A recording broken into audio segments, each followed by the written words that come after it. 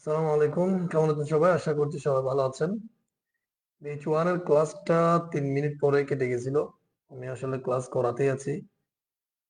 তো এইজন্য আবার নিতে হচ্ছে।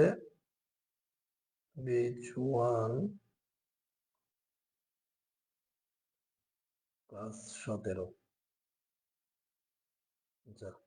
আবার লিংক দিয়েছি, যারা আছে জয়েন করবেন। যারা ফ্রি আছেন জয়েন করবেন, হ্যাঁ? আমরা বেচ 1 এর আহ ইনডেক্স ফাইলটা একটু ওপেন করব। 17 নম্বর ক্লাস অলরেডি দেওয়া আছে। আমরা একটা বডির মধ্যে একটা পি ট্যাগ নিয়েছি, হ্যাঁ? একটু ক্লোজ করে দিয়েছিলাম এগুলো। এখানে আমরা চাইলে এগুলো ক্লোজ করে দিই। আচ্ছা, এটা আমাদের স্টাইল ফাইল। আর এটা হচ্ছে ইন্ডেক্স ফাইল, এটা হচ্ছে স্টাইল ফাইল। হ্যাঁ, আমরা আসলে এগুলোর সাথে কানেকশন থেকে শুরু করে এগুলো তো আমরা জানি। এই স্টাইল ফাইলে আমরা পি কে কল করব, জাস্ট পি দিব, পি। এর ভিতরে আমরা পি এর ভিতরে আমরা কি করব, এখানে একটা বর্ডার দিব। ধরেন কাকে, পি কে। পি মানে হচ্ছে লেখাটা, এই লেখাটা আমরা চাইলে এখানে এটাকে ওপেন করি। এটা জাস্ট এভাবে লেখা আসছে। তো এটাকে আমরা আহ, এখানে একটা বর্ডার দিব। বর্ডারের ক্লাসটা সম্ভবত 13 কি 14 নম্বর ক্লাস। সেখানে আপনারা দেখে আসবেন যারা বর্ডার ক্লাসটা করেন নাই, হ্যাঁ? কারণ হচ্ছে বর্ডার ক্লাসটা ইম্পর্টেন্ট। বর্ডারের সাথে আউটলাইনের একটা সম্পর্ক আছে। আজকের ক্লাসটা বর্ডারের সাথে সম্পর্কিত, এই জন্য বর্ডারের ক্লাস কেউ না দেখলে অবশ্যই করে আসবেন। তো বর্ডারের মধ্যে ধরুন আমরা 10 পিক্সেল উইড দিব, এরপরে স্টাইল দিব সলিড, তারপরে ধরেন আমরা কালার দিব রেড। এটা বর্ডার। এখন আমি যদি রিলোড দিই, আমরা এখানে বর্ডার দেখতে পাচ্ছি। তো এই লেখাটার মাঝখানে যে বর্ডারটা আসছে, এই বর্ডারটা এর বাহিরে আবার চাইলে বর্ডার দেওয়া যায়, এটাকে আউটলাইন বলে। আজকের ক্লাসটা হবে মূলত আউটলাইন দিয়ে। আউটলাইন, এই আউটলাইনের সাথে কয়েকটা প্রপার্টি কাজ করে। একটা হচ্ছে উইড। আউটলাইন উইডের মধ্যে ধরুন আমরা 10 পিক্সেল দিলাম। এই আউটলাইন এতটুকু দিলে কিন্তু এটা দেখা যাবে না আউটলাইনটা, ঠিক আছে? ওই যে বর্ডারের মধ্যে এখানে কয়েকটা প্রপার্টি একসাথে কাজ করবে আর কি। স্টাইলটা দিতে হবে। স্টাইলের মধ্যেও একইভাবে বর্ডারের স্টাইলের মধ্যে সলিড থাকে, ড্যাশ থাকে, হ্যাঁ? এগুলো দিতে হবে। ধরেন আমরা সলিড দিচ্ছি এখানে প্রথমে। তারপরে হচ্ছে এখানে দেখবেন যে এখন যদি রিলোড দিই, যে বাইরে একটা আরেকটা বর্ডারের মতো করে আসছে। এটা হচ্ছে মূলত আউটলাইন, হ্যাঁ? এর আগের ক্লাসটাও নেটের সমস্যার কারণে কেটে গিয়েছিল। এটা আসলে ঠিক আছে কিনা বুঝতেছি না।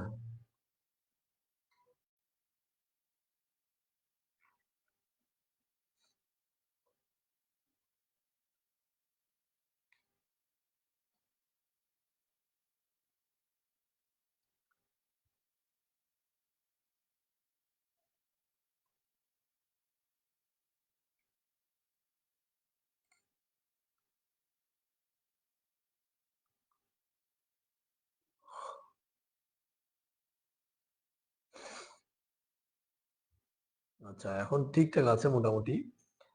যারা কেউ জয়েন করে থাকলে আমাকে জানাবেন যদি সমস্যা হয়। আচ্ছা, তাইলে যেটা বলছিলাম, যে এই যে বর্ডারের বাহিরে আরেকটা আসা, সেটা হচ্ছে আপনার আউটলাইন, ঠিক আছে?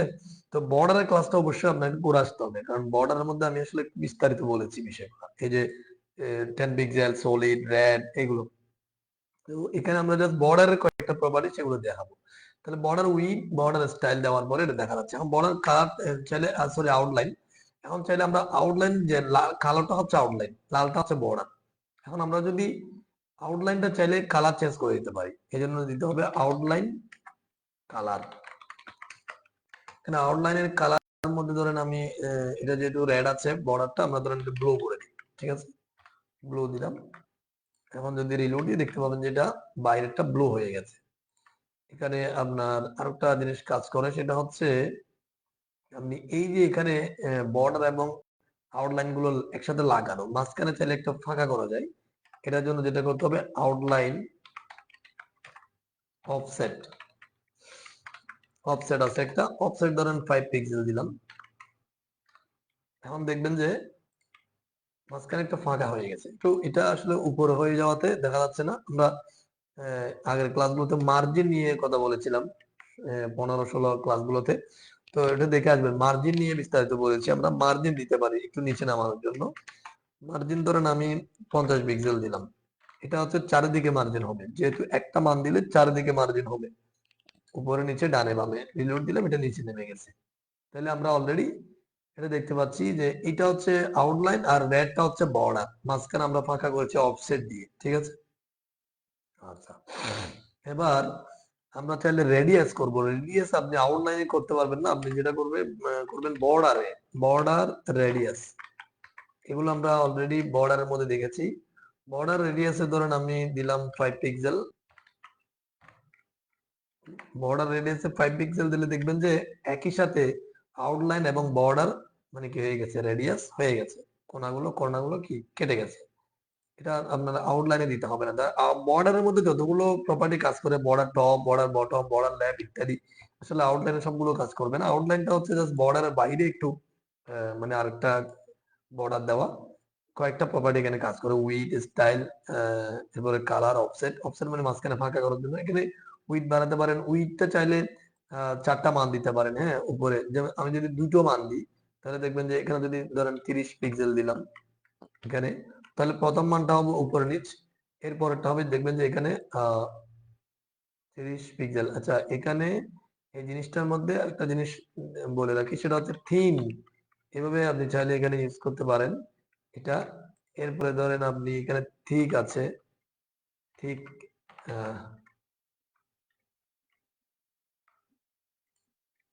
এভাবে ঠিক দিতে পারেন। তারপরে হচ্ছে আপনার মিডিয়াম দিতে পারেন। এখানে মিডিয়াম, মিডিয়াম দিলে এখানে এটা এটা মিডিয়াম একটা আউটলাইন আর কি। এভাবে এগুলো লিখতে পারেন।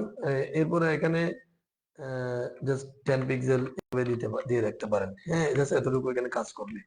তারপর হচ্ছে চাইলে আপনি এভাবে এই উইড, স্টাইল, কালার এগুলো আলাদা করে না দিয়ে চাইলে এগুলো একসাথে দিতে পারেন। আমি যদি এখানে বাদ দিই, ধরেন উইডটা 10 পিক্সেল রাখলাম, এরপরে এখানে সলিড দিলাম। ঠিক আছে, এটা হচ্ছে সলিড। তারপরে হচ্ছে আমরা কালারটা ধরেন এখানে ব্লু। ঠিক আছে, তারপরে এরপর হচ্ছে আমরা অফসেটটা এভাবে বলে দিতে হবে আর কি নিচে। এখানে দেখেন এখন কিন্তু সরি, এখানে উইড থেকে গেছে। যদি আপনি একাধিক মান এভাবে দেন তখন কিন্তু জাস্ট আউটলাইন লিখতে হবে। ঠিক আছে, এভাবে।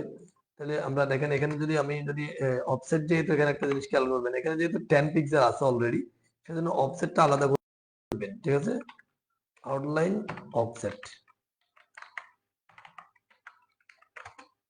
এখানে আমরা 5 পিক্সেল। এখন দেখবেন যে যেভাবে হবে। হ্যাঁ, তো এই হচ্ছে আউটলাইনের কাজ। মূলত আউটলাইনের কাজটা আসলে বর্ডারের সাথে সম্পর্কিত। আপনারা যেটা করবেন, এখানে চাইলে এই যে আউটলাইনের এই যে সলিড, এখানে চাইলে আপনারা চেঞ্জ করতে পারবেন। এখানে ড্যাশ দিতে পারবেন, ড্যাশ। এখানে ড্যাশ দিলে এখানে দেখবেন যে ড্যাশ হবে। তারপরে এখানে আরো অনেকগুলো জিনিস আছে, ডটেড আছে, এগুলো আমি বর্ডারের মধ্যে দেখিয়েছি, এরপরে এখানে একটু দেখাচ্ছি। এখানে চাইলে ডট ডট হবে। এখানে মানে স্টাইলটা আর কি, স্টাইল চেঞ্জ করতে পারেন আপনারা। এখানে আছে ধরেন স্টাইলের মধ্যে আরো আছে ইনসেট, একটা স্টাইল আছে ইনসেট, ইনসেট আছে স্টাইল। যে এটা একটা ভিন্ন একটা ডিজাইন আর কি। হ্যাঁ, এখানে আছে ধরেন রিচ আছে, RIDGE, রিচ। এটা ডিজাইনটা রিচ হবে, এটা একটু একটা ভিন্ন একটা ডিজাইন হলো। এখানে আরো আছে ধরেন ডাবল আছে, DOUBLE, ডাবল দিতে পারেন এখানে। হ্যাঁ, আউটলাইনের মধ্যে ডাবল হয়ে যাবে। তারপরে এখানে আরেকটা জিনিস আছে, সেটা হচ্ছে এগুলো হচ্ছে মূলত কাজ। হ্যাঁ, গ্রুপ আছে, একটা গ্রুপ, GOOVE, গ্রুপ আছে একটা, এটাও একটা ডিজাইন।